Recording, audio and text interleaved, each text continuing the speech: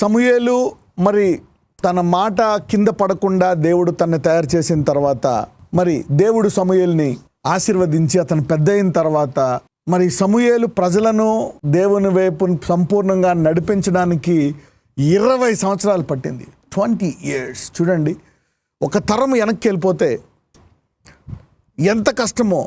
Where did the problem లై? ఎందుకని ఇలా వెళ్ళిపోతుంది? Why is it going back? Israel అంతా ఇలాగే ఉంది జీవితం. మొదట 40 సంవత్సరాల తర్వాత మళ్ళా పడిపోయి, ఒక నాయకుడు పడిపోయి, ఇలాగ 50 సంవత్సరాలు 40 సంవత్సరాలు 50 ఆలస్యమై, కానీ ఒకటి దేవుని వాక్యము నెరవేరి తిరుగుతుంది. Okay, God's word will come to pass. Nobody can stop it. Okay, its fullness will manifest. ఆయన సంపూర్ణత మరి కనబడి తీరుతుంది. సముద్రము మరి నీటితో నిండినట్లు దేవుని భూమి ఆయన మహిమతో నిండి ఉంటుంది. Okay, so what a wonderful promise do we have. ఒక లోపం చూద్దాం. Let's see one problem. Raising Samuel, ఎఫెసీలు 2:19-20. కాబట్టి మీరిక మీదట పరజనులను పరదేశులునై ఉండక పరిశుద్ధులతో ఏకపట్టణస్థులను దేవుని ఇంటివారునై ఉన్నారు. క్రీస్తు యేసే ముఖ్యమైన మూలరాయి అయి ఉండగా అపోస్తలులను ప్రవక్తులను వేసిన పునాది మీద మీరు కట్టబడి ఉన్నారు. Okay, so we are built on the foundation of apostles. If you read in English, now therefore you are no more strangers and foreigners, but fellow citizens with the saints and of the household of God, and are built upon the foundation of the apostles and prophets, Jesus Christ himself being the chief cornerstone. Apostles and foundations. తెలుగులో చూస్తే అపోస్తులను ప్రవక్తలను వేసిన పునాది మీద మనం కట్టబడ్డామంట. Okay, సరే, వాళ్ళ పునాది వేసేసారు, అయిపోయింది అంటారా? ఎంతమంది ఒక ఇంటికి మంచి పునాది వేసిన తర్వాత రెండో ఇంటికి పునాది అవసరం లేదంటారా? డైరెక్ట్గా పిల్లర్స్ వేయకుండా గోడలు కట్టేసుకుంటారా? ఎవరైనా కట్టుకుంటారా? ప్రతి ఇంటికి అదే పునాది. యేసు ప్రభు వారు ఏమో మూలరాయి, దాని మీద అపోస్తులు ప్రవక్తలు వేరు. ఎంతమందికి అర్థమవుతుంది? Let us go back to the foundations and study some stuff. మొదటి సమూయేలు 2:12 చూద్దాం. ఏలీ కుమారులు యెహోవాను ఎరుగని వారై మిక్కిలి దుర్మార్గులయ్యుండిరి. ఇక్కడ పునాది దెబ్బతిన్నది. ఎక్కడ దెబ్బతిన్నది? ఇక్కడ దెబ్బతిన్నది. ఏలీ కుమారులు యెహోవాను ఎరుగని వారై మిక్కిలి దుర్మార్గులయ్యుండిరి. ఏలీ మరి ఎవరిని ఆశీర్వదించాడు? హన్నాను ఆశీర్వదించాడు. ఒకసారి ఒక మాట చూద్దాం. ఏలీ హన్నాతో ఏమన్నాడో మనము ఒక మాట చూద్దాం. మొదటి సమూయేలు 1:17. అంతటా ఏలీ, నీవు క్షేమముగా వెళ్ళుము. ఇజ్రాయేలు దేవునితో నీవు చేసుకొనిన మనవిని ఆయన దయచేయునుగాక అని ఆమెతో చెప్పగా. సో అంటే ఏలీ కూడా ఒక ప్రవక్త, అవునా కదా? ఆయన దయచేయును గాక అంటే జరిగిపోతుంది అనమాట. when he said that it happened. So Eli ఇంత మంచి దైవజనుడిగా మనం చూస్తున్నాం, ఇంత గొప్ప ప్రవక్తగా మనం చూస్తున్నాం, అతను ప్రధాన యాజకుడిగా మనం చూస్తున్నాం. He was the high priest. So దేవుడి గురించి ఏమైనా తెలియాలి ఆ దేశానికి అంటే ప్రధాన వ్యక్తిగా ఏలీ అనేటువంటి దైవజనుడు అనమాట. అయితే ఇక్కడ ఆయన పిల్లల గురించి రాస్తున్నాడు. ఏలీ పిల్లల గురించి చూద్దాం. మొదటి సమూయేలు 2:12. ఏలీ కుమారులు యెహోవాను ఎరుగని వారై మిక్కిలి దుర్మార్గులయ్యుండిరి. తండ్రికి తెలిసి కుమారులకి తెలియకపోవడం ఏంది?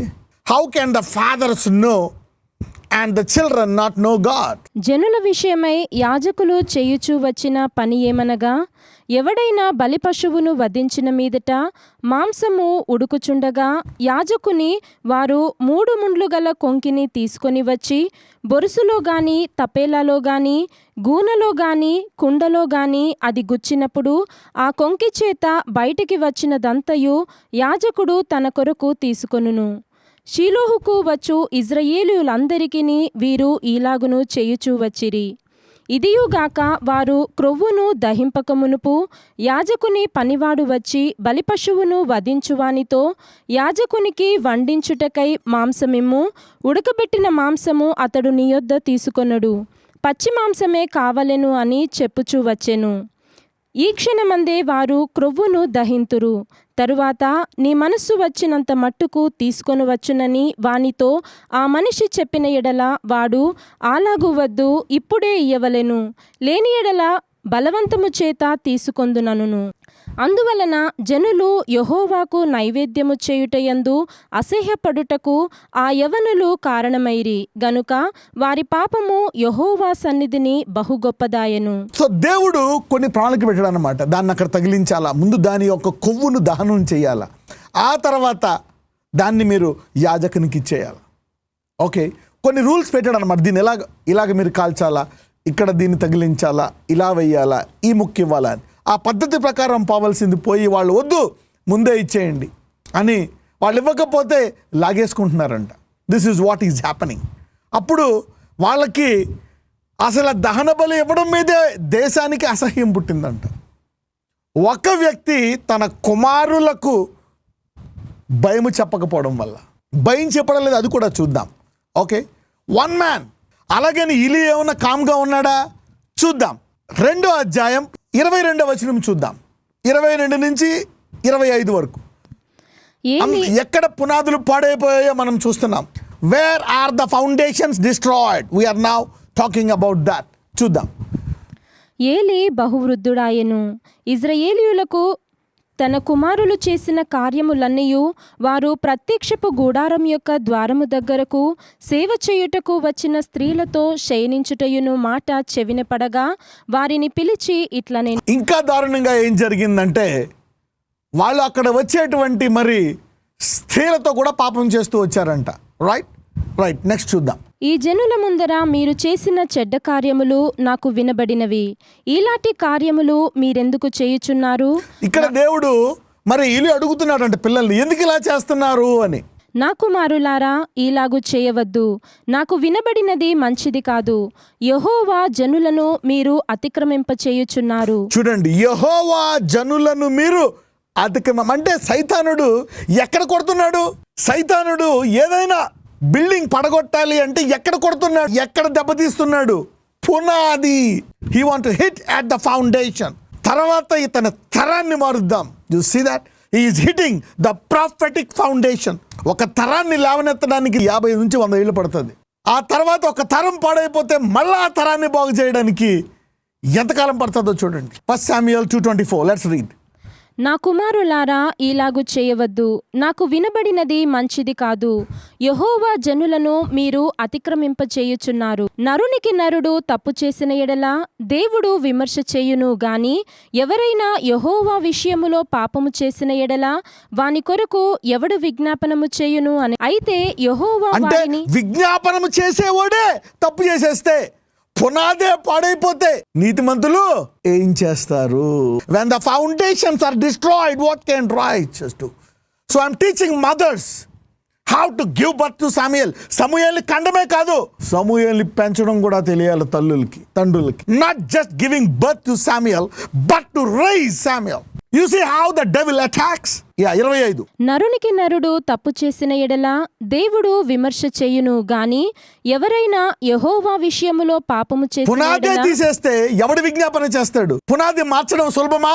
Very very tough. మళ్ళా ఇల్లు కట్టాలా. పునాది పాడైపోతే ఏమవుతుంది? పెద్ద బిల్డింగ్ కట్టేశాము, పునాది పాడైపోయింది, ఏం చేయాలా? మళ్ళా కొత్త స్థలము తీసి పునాది వేసి మళ్ళా కట్టాల. Come on, let's go. బాలుడగు సమూయేలు ఇంకను ఎదుగుచు యెహోవా దయయందును మనుషుల దయయందును వర్ధిల్లుచుండెను. ఓ పక్కన సమూయేలు పుట్టాడు, ఎదుగుతున్నాడు, ఓ పక్కనేమో పునాది పాడైపోతుంది. Okay, but God is getting ready, God is preparing. 1 సమూయేలు 2:27 నుంచి. అంతటా దైవజనుడొకడు ఏలీ యొద్దకు వచ్చి ఇట్లనెను, యెహోవా నిన్ను గూర్చి సెలవిచ్చినదేమనగా, నీ పితరుని ఇంటివారు ఐగుప్తు దేశమందు ఫరో ఇంటిలో ఉండగా నేను వారికి ప్రత్యక్షమైతిని. ఎవరి పితరులు? మోషే కుటుంబం. మోషే సహోదరుడు పేరేంటి? అహరోను. అహరోను యాజకత్వం నుంచి వచ్చి ఎవరికి వచ్చింది? ఇలీకి వచ్చింది. అంటున్నాడు అన్నమాట దేవుడు, ఇదిగో నేను నీ పితరులకి నేను ప్రత్యక్షమయ్యాను.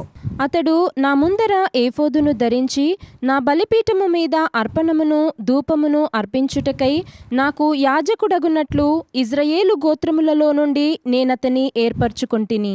ఇజ్రాయేలీయులు అర్పించిన హోమ వస్తువులన్నింటినీ నీ పితరుని ఇంటి వారికి ఇచ్చితిని. ఇజ్రాయేలీయులు అర్పించిన హోమ వస్తువులన్నిటినీ నీ పితరుని ఇంటి వారికి ఇచ్చేశాను.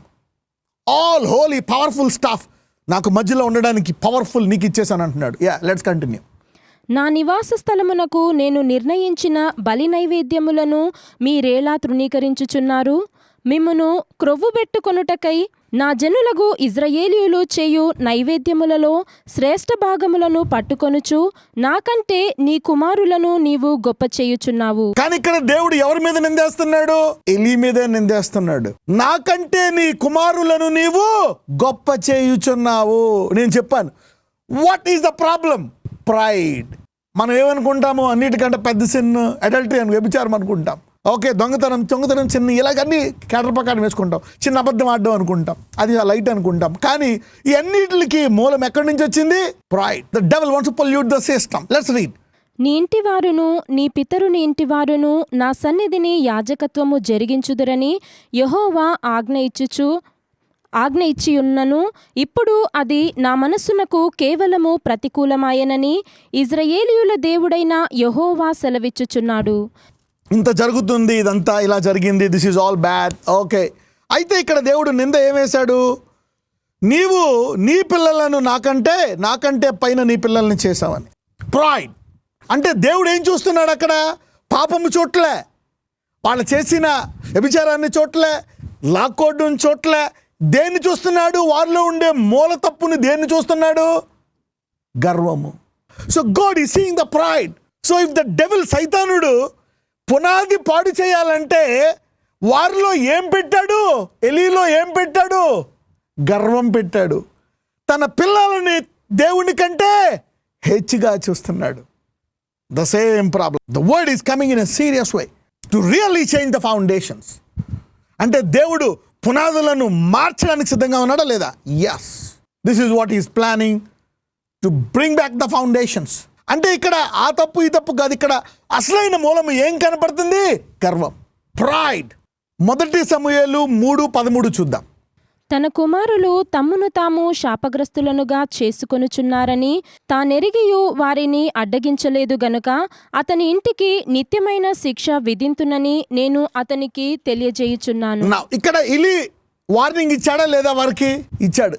నాయనలారా అలా చేయకూడదమ్మా, తప్పు అని ఒకసారి అన్నాడు, 2 సార్లు అంటున్నాడు, రోజు అంటున్నాడు. అవునా? కానీ వాళ్ళు చేసేది చేస్తున్నారు. Ilie Sons were committing mistake. Eli was a high priest, the most powerful calling in the house of God over a nation. And his sons were messing up. And he was warning them, but still they were messing up. They were robbing the sacrifice and doing all sorts of things.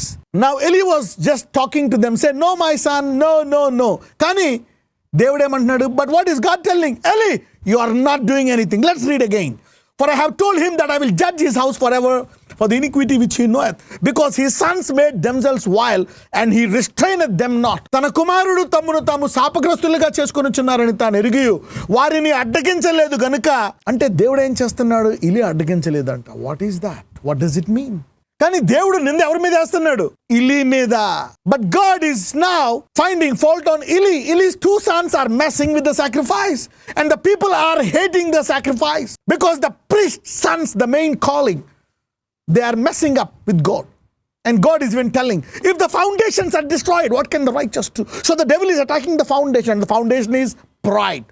You see that? So every other sin comes from the word pride. When Lucifer fell down from heaven, his major mistake was pride. From pride, every other sin came. You name it. So God was telling Eli, look, you have made your sons honored above me. కానీ అక్కడ ఎలి చెప్తూనే ఉన్నాడు. What does it mean? ఎలి ఏమో పిల్లలకి చెప్పాడు, వాళ్ళు వినట్లేదు. కానీ దేవుడేమో ఇలి మీదే నిందేస్తున్నాడు 2 సార్లు. ఇదేం ప్రాబ్లం? మొదట ఎలి చెప్పాడు పిల్లలకి, నాయనా వద్దు. Eli was talking to his children, rebuking them. My sons, don't do this.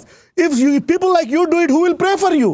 The one who is supposed to do intercession is messing up, and who will intercede for you? దేవుడు ఒక మాట అంటున్నాడు. Let's go here. సమూయేలు 3:13. తన కుమారులు తమ్మును తాము శాపగ్రస్తులుగా చేసుకొనుచున్నారని తానెరిగియు వారిని అడ్డగించలేదు గనుక. అంటే ఏం చెయ్యాలా? వాళ్ళిద్దరిని అక్కడి నుంచి బ్లాక్కొచ్చి బయటికి గెంటేసి, ప్రభువా ఇప్పుడు ఏం చేయాలని మొర్రపెట్టాలి. ఒక్కసారి తప్పు చేసినప్పుడు తెలిసినప్పుడు వాళ్ళు చేయనివ్వకూడదు. Hold it, bring them back, put them out. మీకు కావాల్సినది ఆహారం ఇంటికి పంపిస్తా, వెళ్ళిపోయి కూర్చోండి. Let me go back to some level of foundation. Okay, ఇప్పుడు what do you call the priesthood that Eli holds? ఎలీకి ఉండే యాజకత్వం పేరు ఏ యాజకత్వము? ఎలీకి, ఎలీ పిల్లలకి, వాళ్ళందరికీ ఉండే యాజకత్వం పేరేంటి? లేవి యాజకత్వం. హెబ్రూలు 7లో చూద్దాం.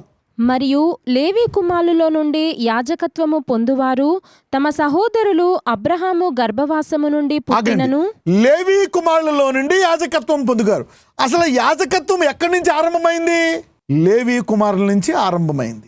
ఎందుకు లేవి కుమారుల నుంచి ఆరంభమైంది? లేవికి ముందు ఎవరికి ఉండేది?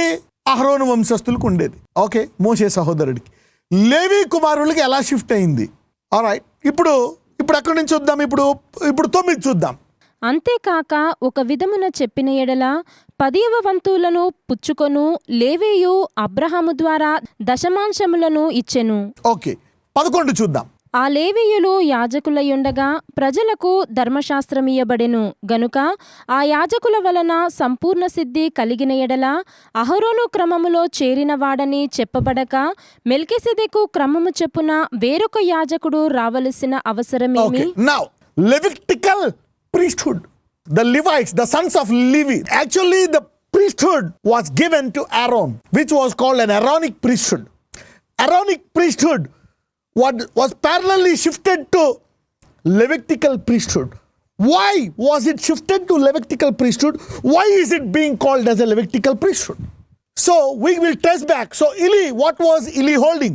Levitical priesthood. What was Eli's sons holding? Levitical priesthood. Okay, అంటే ఈ లేవీల కుమారులకు వచ్చిందంట లేవీ నుంచి యాజకత్వం. అసలు యాజకత్వం అనేది లేవీ కుమారులకి ఎందుకు వచ్చింది? మోయాబీయులు, మరి చాలా మంది ఇజ్రాయేలీలు దారిలో వెళ్తున్నప్పుడు బిలాం అనే ఒక ప్రవక్త ఉంటాడు. ఈ బలాం అనే ప్రవక్త బాలాకు ఒక ఐడియా ఇస్తాడు. వీళ్ళ దేవుడు గొప్పోడు, ఈ ఆశీర్వాదాన్ని మనం మార్చలేము, నేను కూడా మార్చలేను, నీకు ఐడియా ఇస్తా, నువ్వు మంచి మోయాబు స్త్రీలను అక్కడ పెట్టు రోడ్డు సైడు, వాళ్ళు వెళ్తున్నప్పుడు దారి పక్కన అని చెప్పినప్పుడు మంచి ఆ స్ట్రాటజీ ఫాలో అయిపోయాడు ఎవరో బాలాకు. అక్కడ స్ట్రాటజీ ఫాలో అయిపోతే ఆ స్త్రీలందరినీ పెట్టేస్తే ఇతను పడిపోయారు. వీళ్ళందరూ పడిపోతే ఆ రోజు 20,000 మంది చనిపోయారు. కొంతమంది ఏం చేశారు, టెంట్లో ఆ సహోదరిని దాచుకున్నారు. అప్పుడు ఏమైందంటే ఒక లేవి అతను ఒక పొడుగట్టి కత్తి లాంటిది, దాని స్పియర్ అంటారు, ఓకే, పొడుగట్టిది ఒకటి పట్టుకొని వాళ్ళిద్దరిని ఒకళ్ళలోంచి ఒక్కడికి వెళ్ళేటట్టు చంపేశాడు. He threw a javelin or a spear and killed both of them at one time. Okay? He was a Levite. సంఖ్యాకాండం 25. పునాదికి వెళ్తున్నాను. 25, 6, 7. ఇదిగో మోషే కన్నుల ఎదుటను ప్రత్యక్షపు గూడారం యొక్క ద్వారమునొద్ద ఏడ్చుచుండిన ఇజ్రాయేలీయుల సర్వ సమాజం యొక్క కన్నుల ఎదుటను ఇజ్రాయేలీయులలో ఒకడు తన సహోదరుల యొద్దకు ఒక మిద్యాను స్త్రీని తోడుకొని వచ్చెను. యాజకుడైన అహరోను మనుమడును ఏలియాజరు కుమారుడైన ఫీనెహాసును అది చూచి సమాజము నుండి లేచి ఈటెను చేతపట్టుకొని పడకచోటికి ఆ ఇజ్రాయేలీయుని వెంబడి వెళ్ళి ఆ ఇద్దరిని అనగా ఆ ఇజ్రాయేలీయుని ఆ స్త్రీని కడుపులో గుండా దూసిపోవునట్లు పొడిచెను. అప్పుడు ఇజ్రాయేలీయులలో నుండి తెగులు నిలిచిపోయెను. అంటే ఏంటి? రోషము కలిగిన ఒక్కడున్నా చాలు, తెగులు ఆపేస్తాను అని దేవుడు పరీక్ష పెట్టాడు. జరగని, నేను చేసేది చేస్తా, ఏది పడితే అది అవనే అని కాదు, ఆపాలా, ఇది జరగకూడదు అని ఏ స్థాయి కన్నా వెళ్ళి దాన్ని ఆపే మనిషి ఉన్నాడా అని చూస్తే ఫినియాస్ ఉన్నాడంట. అప్పుడు దేవుడు ఏం మాట్లాడుతాడో చూద్దాం. 25:10. ఇప్పుడు యెహోవా మోషేకు ఇలాగు ఆజ్ఞ. Phinehas, who was the grandson of the Israelite and the Midianite, with a javelin, killed both of them and slid to the ground. Okay? And then the plague stopped. ఎంతమంది చనిపోయారంటే ఒకసారి చూడండి, ఒకసారి 9 చదవండి. 24,000 మంది ఆ తెగులు చేత చనిపోయిరి. ఆ తెగులు ఆగిపోయి అలా చనిపోతూ ఉండేవారంట దేశమంతా. 10వ వచనం. అప్పుడు యెహోవా మోషేకు ఇలాగు ఆజ్ఞ ఇచ్చెను. యాజకుడైన అహరోను మనుమడును ఏలియాజరు కుమారుడునైన ఫీనెహాసును వారి మధ్యను నేను ఓర్వలేని దానిని తాను ఓర్వలేకపోవుట వలన ఇజ్రాయేలీయుల మీద నుండి నా కోపము మళ్లించెను గనుక నేను ఓర్వలేకయుండియు ఇజ్రాయేలీయులను నశింపచేయలేదు. కాబట్టి నీవు అతనితో ఇట్లనుము, అతనితో నేను నా సమాధాన. ఎవరితోటి? ఫినియాస్ తోటి, రోషం కలిగినోడితోటి. కాబట్టి నీవు అతనితో ఇట్లనుము, అతనితో నేను నా సమాధాన నిబంధనను చేయుచున్నాను. అతనితో సమాధాన నిబంధన చేస్తున్నాడంట. చూద్దాం. అది నిత్యమైన యాజక నిబంధనగా అతనికిని అతని సంతానమునకును కలిగి ఉండును. ఏలయనగా అతడు తన దేవుని విషయమందు ఆసక్తి గలవాడై ఇజ్రాయేలీయుల నిమిత్తము ప్రాయశ్చిత్తము చేసెను. Again, now see, took a javelin and killed those people and the plague stopped. So now God is telling, it's not the killing, not that, not this, but ఈ వచ్చేస్తుంది ఇదంతా, ఈ తెగులు నాపడానికి ఇతను ఇలా చేశాడు. అప్పటి నుంచి వాళ్ళకి యాజకత్వం ఇచ్చేసాడంట దేవుడు. Take it, I want somebody like you, no compromise. Somebody say no compromise. ఈ లేవి కోపం వచ్చి యాకోబు సంతానంలో ఒకసారి వెళ్ళి తన అక్కని ఏదో పాడు చేస్తే వీళ్ళందరినీ చంపేస్తాడు. యాకోబు శపిస్తాడు లేవిని. ఆ శాపాన్ని ఆశీర్వాదంగా ఒక వ్యక్తి రోషంతో మార్చుకుంటాడు. మారు మనస్సు అనండి. There was a curse on the Levite. It is impossible for him to have a priesthood. When he saw a jealousness to stand for God, then God said, come on man, what did your dad do? I don't care. I am Jehovah. I took a javelin and killed them. And God said, Jacob, I am breaking the curse on Levi. I will make an everlasting covenant with him. He will be holding the most powerful priesthood. He will be the chief priest of Israelites, the foundation of Israel. The rejected man became a foundation. You know, the Levi was a cursed man because he did a mistake. అతను ఏం తప్పు చేశాడంటే ఒకసారి చదవండి జెన్సిస్లో. He messed up. So his father cursed him. But he did something which is good to the heart of God. And God said, I will give you the Levitical priesthood. You will have the most precious food of Israel. Israel అన్నిటికంటే ఉత్తమమైనది నీకు వస్తుంది. ఇప్పుడు అటువంటి వంశము నుండి, మోషే అహరోనుల వంశము నుండి ఇప్పుడు అలాగే దేవుడు నిబంధన చేశాడు. అంటే అహరోన్ను చూసా లేక ఫినియాజు రోసాన్ని చూసా? అసలు అహరోన్ను చూస్తే క్యాన్సిల్ చేయాలా? ఎందుకు? Aaron was not worthy. Because Aaron, even though he was a priesthood holder, God did not name it Aaron. Because when Moses went up, they said, make us an ox, and made an ox. So there is no chances for it to continue. If it wasn't Phinehas, somebody is becoming jealous for God. ఇప్పుడు దేవుడు ఏం చూస్తున్నాడు? నా పిల్లలు నా మాట వినట్లేదండి, నేను ఎంత చెప్పినా. ఎవరు తప్పు పడతాడు? నీ తప్పే పడతాడు దేవుడు. Eli should have taken those two sons and put them out of the house of God and say, get lost, and pray to God. God, give me somebody who can do justice to this place. My sons are messing up. He can't let them allow to do that mess and still sit there. You know, Eli must be the great grandson of that Phinehas who was a Levite. The curse became a covenant of blessing. He divided it in Jacob. యాకోబులో దాన్ని విభజించాడంట. అంటే no blessing. The no blessing became the prime. Somebody who thought they are cursed, poor, broke, sick, are shifting their seasons today. You can go to the top. You can be the most blessed. You are shifting the generation. The last, God is a specialist in making the last first and first last. దేవుడు కడపటి వారిని మొదటి వారిని కడపటి వారిగా పెట్టగలడు. పెంట కుప్ప నుంచి రాజుని పట్టగలడు, రాజుని తీసుకొని పెంటలో పడగలడు. పునాది వచ్చినప్పటికీ కాంప్రమైజ్ అవ్వకూడదు. If you are jealous for the gift, God is going to release an anointing into your spirit and soul. How many of you want to raise Samuels today? Not just give birth, to raise Samuel. Today's mothers and fathers are shifting their seasons and their families from today. Phinehas అని ఒక సహోదరుడు తరముల శాపము నుంచి, Israel విభజన నుంచి శాశ్వతమైన యాజకత్వం అనే ఆశీర్వాదంలోకి మార్చేశాడు.